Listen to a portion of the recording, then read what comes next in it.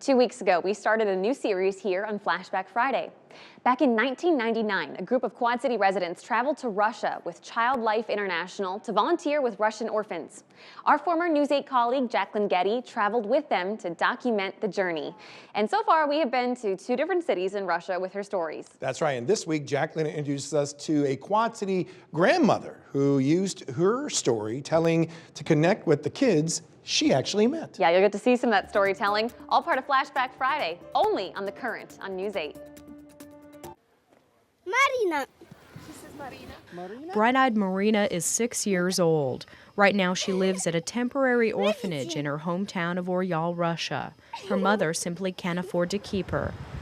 The fall of Soviet Russia has meant devastating times for people. Many are moving their families around looking for work. Sometimes it's hard for them to find that new place and find that new job, and they have to leave the child behind and settle down before they can take him back.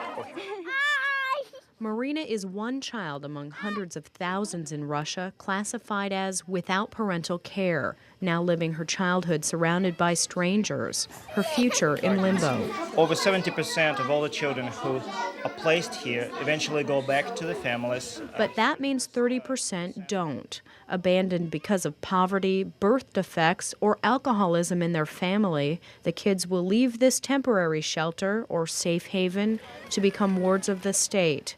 There they receive 8 years of mandatory schooling.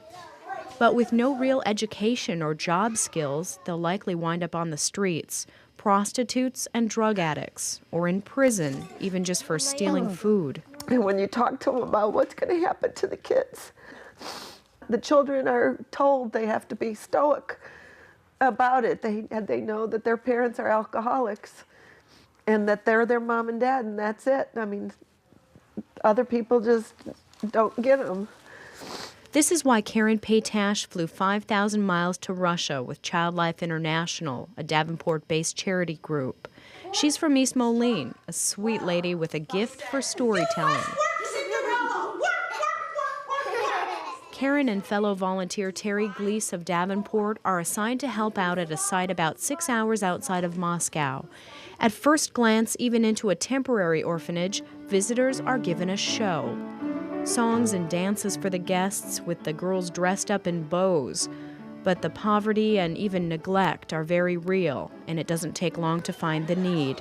In just days, Karen and Terry realize the impact that they're having on these kids.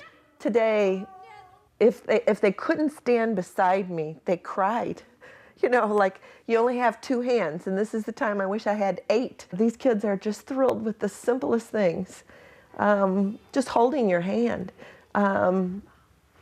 touching your face, being able to sit beside you. It just warms your heart.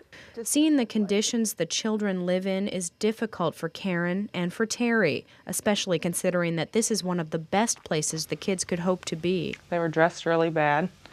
Their shoes had big holes in them. Their clothes didn't match. They were pretty worn out. Some of them smelled like urine. Bringing in some treats, warm clothes, and stuffed animals for the children to hold at night will obviously not solve all of the problems here. But as Karen and Terry are learning, it's one step at a time, one smile for one child, holding outstretched fingers tightly with the 2 hands that you have to offer, and hoping others will open theirs too. In Zamenka, Russia, Jacqueline Getty, News Channel 8. It's crazy to think that was 26 years ago. And you're curious of where they are now. Yeah, you would just give anything to know. Very touching. And once again, Jacqueline, I believe, won some more awards for this series that she did. So definitely hats off to her on this. Yeah, well deserved.